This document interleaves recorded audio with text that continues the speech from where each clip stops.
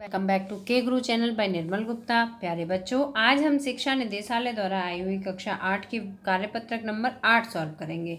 हमारा विषय है सामाजिक विज्ञान और सामाजिक विज्ञान में हम पढ़ेंगे सामाजिक और राजनीतिक जीवन के बारे में। और बच्चों, जो आज का हमारा टॉपिक है वो है संविधान बनने की प्रक्रिया एवं संविधान के मुख्य लक्षण। तो बच्चों, एंट्रीज करना तो आपको आता ही है। आप अपना नाम लिखेंगे, अपने टीचर का नाम लिखेंगे, आप डेट लिखेंगे 19 अक्टूबर 2020। तो स्टार्ट करते हैं बच्चों आज की वर्कशीट। और आज की वर्कशीट में हम पढ़ेंगे संविधान बनने की प्रक्रिया व संविधान के मुख्य लक्षण। तो बच्चों, आप सभी को पता होगा वैसे कि संविधान बनने में लगभग कितना समय लगा था। तो हमारा जो भारत देश का संविधान बनने में 2 वर्ष 11 माह और 18 दिन का समय लगा था। और बच्चों, ये विश्व का सबसे लंबा लिखित संविधान है। तो ये बातें आपको याद रखनी है। अब देखिए, संविधान बनने की प्रक्रिया इसमें बताया गया है। संविधान बनने की कौन सी प्रक्रिया थी? तो देखिए, संविधान निर्माण के विचार स्वतंत्रता संघर्ष के दौरान ही राष्ट्रवादियों के दिल में आने लगे थे। अब राष्ट्रवादियों में कैसी भावनाएं आई थी कि जो स्वतंत्रता जब हमें प्राप्त हो जाएगी तो हमारे राष्ट्र को एक इकाई के रूप में बांधने के लिए कुछ नियम और कानूनों की आवश्यकता पड़ेगी। और उन नियम और कानूनों का ही जो दस्तावेज है बच्चों, उसे ही हम क्या कहते हैं? संविधान कहते हैं। ये जो भावना थी, ये हमारे देश के जो राष्ट्रवादी थे उनके मन में आने लगी कि स्वतंत्र भारत किस तरह का होना चाहिए। स्वतंत्र भारत में प्रत्येक नागरिक को समान अवसर होगा और सभी को सरकार में हिस्सेदारी का बराबर अधिकार होगा। परंतु इतनी विविधताओं वाले हमारे देश के लिए यह काम किसी एक आदमी के बस में नहीं था। इस काम को पूरा करने में लगभग 300 लोगों ने योगदान दिया, जो कि 1946 में गठित की गई संविधान सभा के सदस्य थे। तो बच्चों, आपको याद रखना है संविधान सभा की गठन कब किया गया था? 1946 में किया गया था। और जब इसका गठन हुआ था तो इसमें कितने सदस्य थे? इसमें 300 सदस्य थे। और उन सदस्यों ने क्या सोच के इस संविधान का गठन किया था? ये सोचकर कि हमारा भारत देश बहुत विशाल है और इसमें सभी नागरिकों को समान अवसर कैसे प्राप्त कराया जाए, सभी की सरकार में हिस्सेदारी कैसे कराई जाए, और इतनी सारी विविधताएं होने के बावजूद भी हम एकता में कैसे अपने देश को संगठित कर सकें। तो ये सभी बातें जो हमारे राष्ट्रवादी थे या जो संविधान सभा के सदस्य थे उन सभी के मन में थी। अब देखिए, संविधान सभा की बैठकें लगभग अगले 3 साल तक होती रहीं, तब जाकर भारत का संविधान बना। बैठक कितने साल तक चलती रही? 3 वर्ष तक। ठीक है, हर बार बैठक होती थी, कुछ नियम कानूनों का निर्माण किया जाता था और फिर इस तरह से संविधान का निर्माण किया गया। संविधान सभा की प्रारूप समिति के अध्यक्ष डॉक्टर भीमराव अंबेडकर थे। बच्चों, आपको याद रखना है, संविधान सभा की जो प्रारूप समिति थी उसके अध्यक्ष कौन थे? डॉक्टर भीमराव अंबेडकर थे। संविधान सभा के इन सदस्यों के सामने एक बड़ी जिम्मेदारी थी। हमारे देश में कई समुदाय थे। जब ये अपना संविधान बनाने लगे तो इनके सामने बहुत सारी समस्याएं भी आईं और बहुत सारी जिम्मेदारियां तो इनके पास थी। और जैसे कि हमारे देश में बहुत सारे समुदाय हैं। अब इतने सारे समुदाय तो हैं, लेकिन हमारा उद्देश्य क्या है कि सभी को समान अवसर देना, सभी को समानता की दृष्टि से देखना। तो इतने सारे समुदायों को एक साथ कैसे बांधा जाए, ये बहुत बड़ी चुनौती थी उनके सामने। और उनकी न तो भाषा एक थी, न एक धर्म था और ना ही एक जैसी सांस्कृतिक थी। ठीक है, उन सबकी भाषा भी अलग अलग थी, धर्म भी अलग अलग थे और उनकी जो संस्कृति थी, रहन सहन, सोच विचार, खान पान, वो सब भी अलग अलग था। वैसे भी जब संविधान लिखा जा रहा था उस समय हमारा देश भारतीय उथल पुथल से गुजर रहा था। बच्चों, जिस समय संविधान लिखा गया था, ये तो आप सभी को पता है कि भारत की स्वतंत्रता प्राप्त होने के बाद जो भारत में बहुत लंबे समय तक एक उथल पुथल रही थी, है ना, क्योंकि जो अव्यवस्थाएं थी उन सभी को व्यवस्था में लाने में बहुत सारे परिवर्तन भी करने पड़े थे।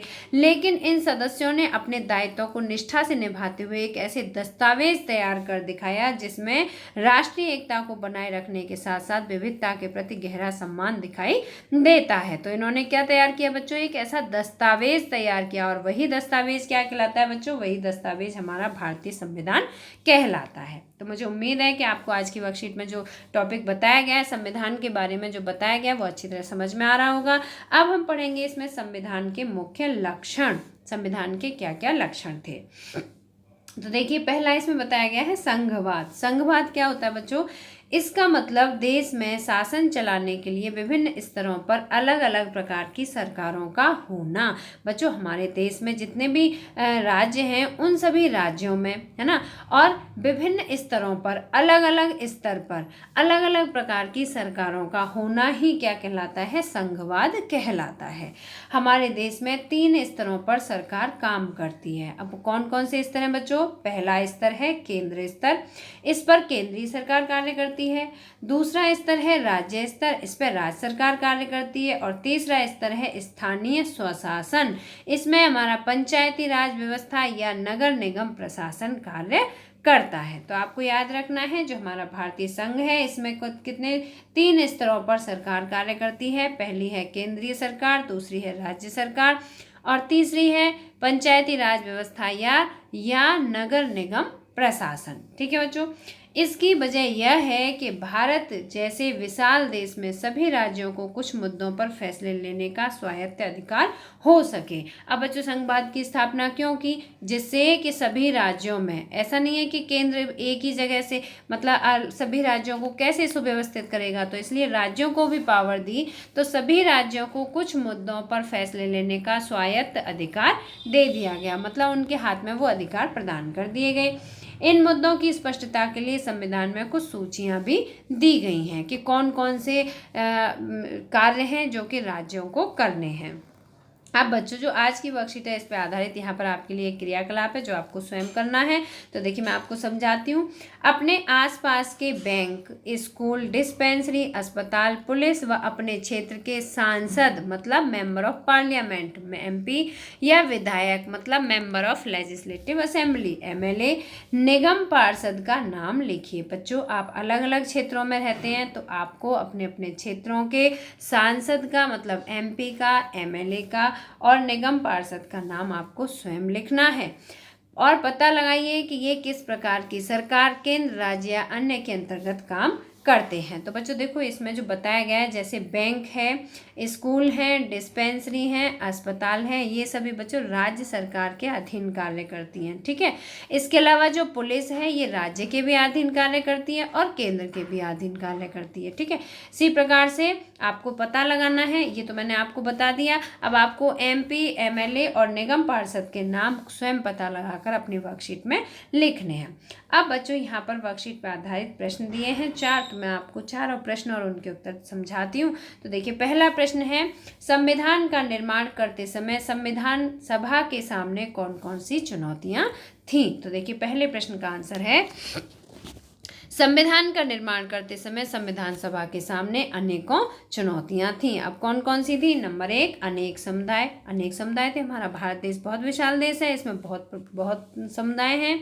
और दूसरा था अनेक भाषाएं, अनेक धर्म। और हमारा जो संविधान है उसका काम क्या था, उसका उद्देश्य क्या था कि सभी को एकता के सूत्र में बांधना। एकता में कैसे बांधे? भाषाएं तो अनेक हैं और धर्म भी अनेक हैं, तो ये बहुत बड़ी चुनौतियां थी उनके सामने।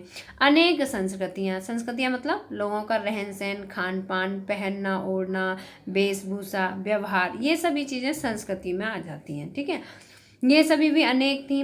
राजनीतिक उथल पुथल, हमारा भारत देश तभी स्वतंत्र हुआ था, स्वतंत्र होने के बाद ही संविधान का निर्माण किया गया, तो उस समय बहुत ही राजनीतिक उथल पुथल भी थी। और नंबर 5 है बच्चों, स्वतंत्र भारत का स्वरूप। ये भी बहुत बड़ी चुनौती थी कि हमारे स्वतंत्र भारत का स्वरूप कैसा होना चाहिए। अब बच्चों, प्रश्न नंबर 2 है, संघवाद से आप क्या समझते हैं? तो संघवाद का अर्थ है, दूसरे प्रश्न का आंसर है, देश में शासन चलाने के लिए विभिन्न स्तरों पर अलग अलग प्रकार की सरकारों का होना संघवाद कहलाता है। राज्य विभिन्न स्तरों पर, अभी हमने पढ़े थे कौन कौन से स्तर थे, केंद्रीय स्तर, राज्य स्तर और स्थानीय स्तर, तो सभी पर अलग अलग प्रकार की सरकारों का होना ही संघवाद कहलाता है। प्रश्न नंबर 3 है, हमारे देश में कितने स्तर की शासन व्यवस्थाएं हैं? तो बच्चों, कितने स्तर की हैं? 3 स्तर की शासन व्यवस्थाएं हमारे भारत देश में। पहली है केंद्रीय स्तर पर केंद्रीय सरकार, राज्य स्तर पर दूसरी है राज्य सरकार, तीसरी है स्थानीय स्वशासन। स्थानीय स्वशासन मतलब पंचायती राज व्यवस्था या नगर निगम प्रशासन। प्रश्न नंबर 4 है बच्चों, हमारे देश के लिए संघवाद की व्यवस्था महत्वपूर्ण क्यों है? लिखिए। तो देखिए, इसका आंसर है, हमारा देश भारत एक विशाल देश है, इसमें सभी राज्यों के विभिन्न स्तरों पर सभी कार्यों को सुचारू रूप से चलाने के लिए संघवाद की व्यवस्था होना आवश्यक है या संघवाद की व्यवस्था महत्वपूर्ण है। ठीक है बच्चों, मुझे उम्मीद है कि आपको वर्कशीट में सभी प्रश्न उत्तर अच्छी तरह समझ में आ गए होंगे। अगर आपको वीडियो पसंद आए तो लाइक करना, अपने फ्रेंड्स के साथ शेयर करना, और अगर आपने अभी तक हमारे चैनल को सब्सक्राइब नहीं किया बच्चों तो सब्सक्राइब जरूर करना। आपको हमारे चैनल पर सभी सब्जेक्ट की वर्कशीट की वीडियोस मिल जाएंगी। मिलते हैं फिर इसी तरह की नेक्स्ट एजुकेशनल वीडियो में। Till then bye bye, good luck to all of you.